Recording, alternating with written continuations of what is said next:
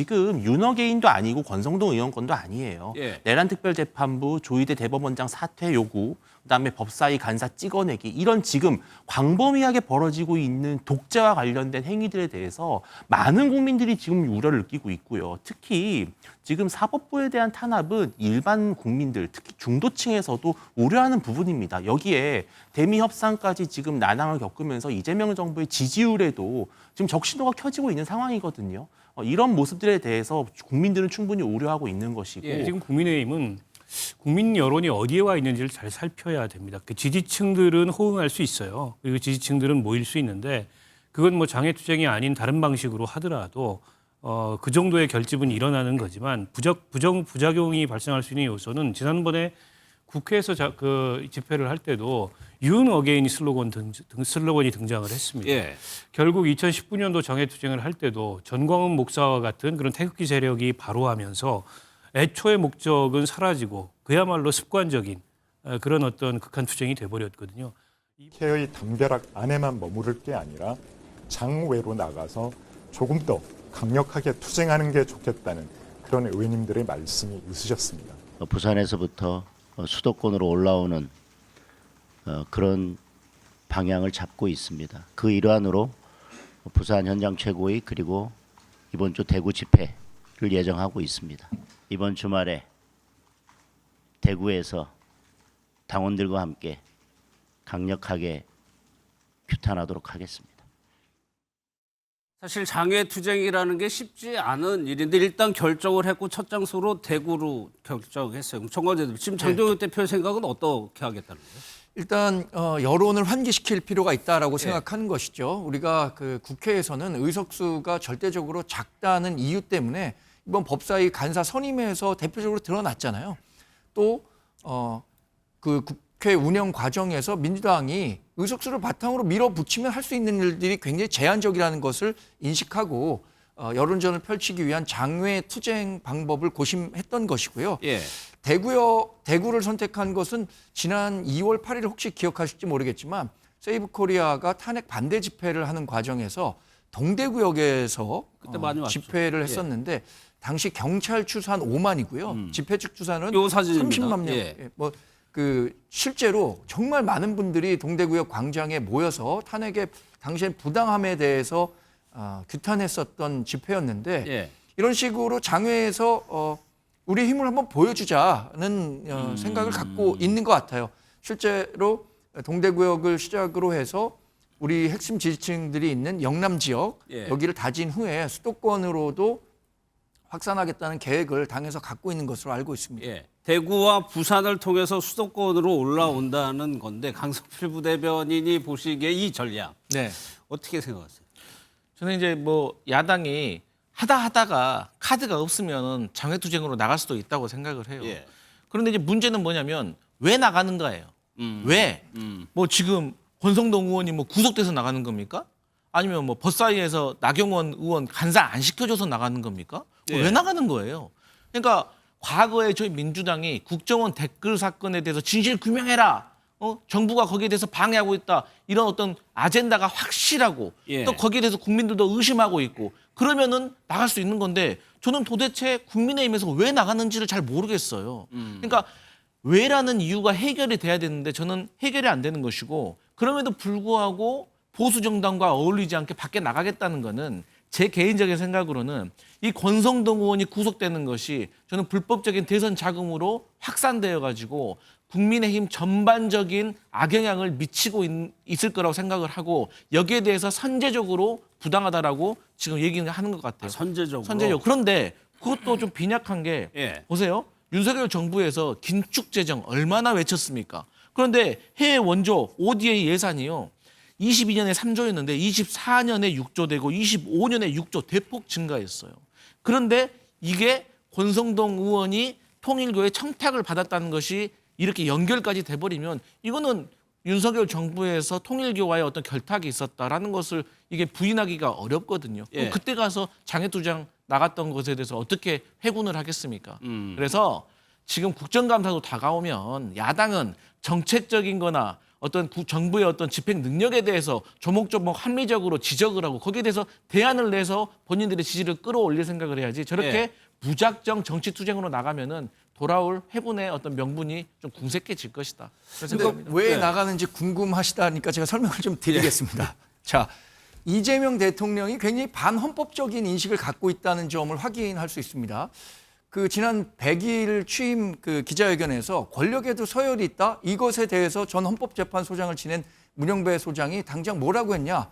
헌법 전문을 한번 다시 읽어보실 것을 권해드렸어요. 예. 또 하나 의회 독재에 대한 우려가 굉장히 큽니다. 법사위 운영은 물론이고 지금 뭐 내란 특별재판부라든가 그 사법부에 대한 조희대 대법원장에 대한 탄핵 추진 이런 것들에 대해서 국민적 경각심을 일으켜야 한다라는 생각 당연히 할 수밖에 없는 거고요. 예. 특검의 대단히 공격적인 정치적 수사 이런 부분들에 대해서도 우리 당 지지하는 사람들은 충분히 목소리를 낼 자유가 있다고 생각합니다. 예. 이런 것들을 모아서 국민의힘이 민주당에 대한 뭐 의회 독재라든가 아니면 이재명 대통령의 국정 운영에 관해서 브레이크를 걸 필요가 있는 거죠. 그게 예. 야당 본연의 역할 아니겠습니까? 그런데 근데- 이 관건 네. 아니, 쟁점은 이건 것 같아요. 네. 나갈 수 있고 여론조언을 하고 있는 겁니다. 근데 이것이 지지자를 제외하고 일반적인 국민적인 여론을 얻을 수 있는 주제냐가 핵심인 것 같아요. 예. 그래서 제가 이제 아까 말씀드렸던 게 뭔가 이 아젠다가 선명해야 된다니까요. 예. 방금도 말씀하신 게 의회 독재를 우려한다고 하시잖아요. 의회 독재 너무 추상적이에요. 뭘 어쨌다는 건지 우려 아직 일어나지 않은 일이에요. 근데 미리 걱정해서 지금 나가겠다는 거잖아요. 그러면 저희 민주당이 과거에 계엄에 대해서 저희가 경고했잖아요. 그럼 저희는 지금까지 밖에 나가 살아야겠네요. 얼마나 더 큰 일입니까? 그래서 나가시는 자유도 있는 겁니다. 예. 그런데 저는 이제 걱정돼서 나가지 마시라는 겁니다. 네, 박 의원님. 박 의원님하고 아니 뭐 내부 결집용으로도 나갈 수 있는데 그게 얼마나 효과가 있을까 이런 점을 생각을 해봐야죠. 국민의힘 내부에서도 자칫 이게 2019년도 황교안 대표 시절에 목적 없는 방향성을 잃은 장애투쟁을 하다가 예. 결국에 이제 총선 대패로 이어졌던 당시에 이제 국회에서 패스트트랙을 통해서 선거법, 검찰개혁법 등 민주당이 통과시킨 거에 항의로 시작이 됐는데 나중에 가서는 이게 뭐가 어쨌든 쟁점인지조차 불분명해지는 상습적이고 습관적인 장애투쟁이 돼버리고 황교안 대표가 당시에 국회에서 단식하고 삭발까지 했는데 예. 여론을 전혀 움직이지 못했거든요. 이게 지금 국민의힘은 국민 여론이 어디에 와 있는지를 잘 살펴야 됩니다. 그 지지층들은 호응할 수 있어요. 그리고 지지층들은 모일 수 있는데 그건 뭐 장애투쟁이 아닌 다른 방식으로 하더라도 그 정도의 결집은 일어나는 거지만 부작용이 발생할 수 있는 요소는 지난번에 국회에서 그 집회를 할 때도 윤 어게인이 슬로건이 등장을 했습니다. 예. 결국 2019년도 장애투쟁을 할 때도 전광훈 목사와 같은 그런 태극기 세력이 바로하면서 애초의 목적은 사라지고 그야말로 습관적인 그런 어떤 극한 투쟁이 돼버렸거든요. 이번에 더군다나 윤 어게인을 외치는 사람이 당 지도부에까지 들어와 있는 마당에 예. 장애투쟁을 하게 되면 그걸 막을 수 있느냐. 즉 합리적인 어쨌든 야당으로서 견제와 비판의 구호만 그 장애투쟁에서 울려 퍼지겠는가. 결국 전한길 씨나 정광훈 목사 같은 사람들한테 다시 판을 깔아주고 다시 윤 어게인과 같은 그런 국민 여론과는 굉장히 동떨어진 구호가 광장에서 울려 퍼지는 그런 무대를 당이 나서서 깔아주는 거 아니냐 이런 우려거든요. 당장 내년 지방선거에 미칠 영향도 이제 그런 점을 고려한다면 가뜩이나 지금 선거가 어려운데 그럼 수도권 선거 못 치른다. 이게 이제 수도권에 있는 이 장애투쟁이나 이런 걸 걱정하는 원외위원장들이나 예. 의원들이나 이런 분들의 생각이거든요. 그런 걸 좀 균형 있게 살펴야 된다고 보고요.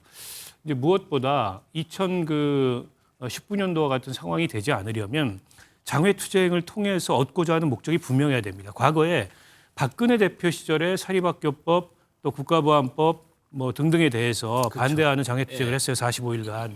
그때 결국에 노무현 대통령이 물러섰습니다. 그랬죠. 그리고 나서는 바로 장외투쟁을 접었고 당시에도 뭐 대형 교회나 이런 보수 세력들이 동원은 됐습니다만 예. 지금처럼 뭐 지금 윤어게인 같은 그런 비합리적이고 비상식적인 구호가 나오지는 않았어요. 예. 굉장히 절제된 장애투쟁을 했다는 거예요. 근데 그게 아니라면은 제가 보기에는 목적도 없고 방향도 불분명한 그야말로 이제 거리에서 과격한 구호만 울려 퍼지는 예. 그런 장애투쟁이 될 가능성이 높고 그거는 국민의힘의 이미지를 훨씬 더 부정적으로 만들 가능성이 크다 이렇게 봅니다. 예. 윤현 하나 더 2019년도에 대한 기억이 조금 잘못되어 있는 부분이 있는데요. 그 당시에 조국 사태 당시에 광화문 광장에 쏟아나왔던 수많은 국민들 때문에 결국은 조국 장관이 물러났고 문재인 정부의 지지율에도 균열이 발생을 했었죠. 장외투쟁이 전혀 효과가 없었던 것은 아니라는 점을 좀 말씀을 드리고 싶고요. 이번에 아젠다 분명합니다. 지금 윤어게인도 아니고 권성동 의원 건도 아니에요. 예. 내란 특별재판부 조희대 대법원장 사퇴 요구, 그다음에 법사위 간사 찍어내기 이런 지금 광범위하게 벌어지고 있는 독재와 관련된 행위들에 대해서 많은 국민들이 지금 우려를 느끼고 있고요. 특히 지금 사법부에 대한 탄압은 일반 국민들, 특히 중도층에서도 우려하는 부분입니다. 여기에 대미 협상까지 지금 난항을 겪으면서 이재명 정부의 지지율에도 지금 적신호가 켜지고 있는 상황이거든요. 이런 모습들에 대해서 국민들은 충분히 우려하고 있는 것이고 예. 충분히 대구나 부산과 같은 더욱더 국민의힘에 지금 견고한 지지층이 있는 지역들을 중심으로 장외투쟁을 한다. 다만 장외투쟁만 하면 안 되겠죠. 예. 정기국회가 있기 때문에 국정감사도 들어가고 예산도 들어가면서 적절히 또 국민들의 거리에 그런 국민들의 민심을 모으는 그런 저는 모멘텀도 필요하다고 생각을 합니다. 예. 그러다 보니까 지금 국민의힘 내부에서는 강경 보수들의 그런 깃발과 구호는 좀 금지한다는 것이 이것이 어떻게 보면 그 집회에 참석하는 단체라든가 인물들을 보면 윤어게인이랑 연결되면 국민의힘으로서도 부담이 될 수밖에 없잖아요. 당연한 말씀입니다. 그러니까 우리가 장외투쟁을 택할 수밖에 없는 이유는 그것이 우리가 갖고 있는 최후의 정치적 의사 표현이라고 생각하기 때문에 예. 하는 거예요. 그럼 그걸 통해서 얻는 것이 더 많아야 하는데 이렇게 일부 뭐 윤어게인이라든가 부정선거와 관련한 그 중도 세력들이 도저히 수긍할 수 없는 구호들로 도배가 된다면 그 장외투쟁을 하는 정치적 손익을 계산해 봐야 할 거 아닙니까? 예. 우리가 얻는 게 더 많아야 할 텐데 그것을 통해서 오히려 중도층으로부터 더 외면받는 상황이 발생하는 일이 있어서는 안 되기 때문에 이런 강경한 목소리들을 주장하는 사람들과는 거리두기를 통해서 정말로 국민의 민심을 움직일 수 있는 수준의 장외투쟁을 하겠다는 게 예. 지금 당 지도부가 갖고 있는 생각이죠. 하나만 더 여쭤볼게요. 이제 대구하고 부산하고 수도권으로 올라온다는 거잖아요. 정관진 대표께서. 네. 실제로 수도권의 지역구로 있거나 당협위원장을 하시는 분들은 우려하거나 이런 분위기는 없습니까? 아까 박원석 의원님 말씀하시는데 동감하는 분도 있죠. 예. 2019년에 장외투쟁이 우리가 얼마나 많은 성과를 그때 거둘 수 있었는가. 물론 조국 사태 때는 정말 100만 인파가 광화문에 모여서 조국 전 장관을 끌어내리고 그것이 2022년 결국에는 대통령 선거에서 예. 이길 수 있는 예. 밑거름이 됐다고 생각할 수도 있습니다. 그러나 당장 2020년 선거에서는 우리가 참패했거든요.